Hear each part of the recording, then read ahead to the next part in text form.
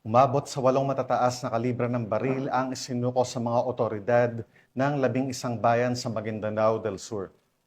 Bunga ito ng magandang ugnayan ng pamahalaan at komunidad, partikular na sa pagsugpo ng loose firearms at kriminalidad sa bansa. Nakabalita dyan si Patrolwoman Leonora Gawang.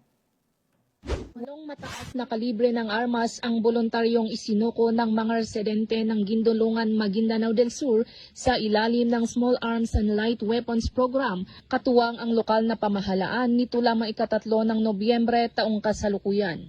Pinangunahan ng mga otoridad ang nasabing aktibidad ang pagtanggap ng mga isinukong armas mula sa mga residente ng 11 barangay ng nasabing bayan. Kabilang sa mga isinukong armas ang isang mortar, 3 grenade launcher, isang Armalite rifle, 2 Uzi at isang caliber 45 pistol. Ang mga naturang armas ay isa sa ilalim sa demilitarization o sisirain upang hindi na muling magamit pa sa anumang uri ng karahasan.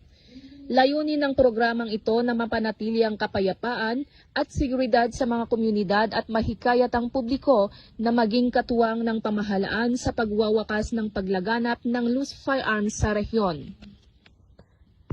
Mula rito sa rehiyon ng Bangsamoro, ako ang inyong Police News Network Correspondent, Patrolwoman Leonora Gawang, alagad ng batas, tagataguyod ng Balitang Pulis.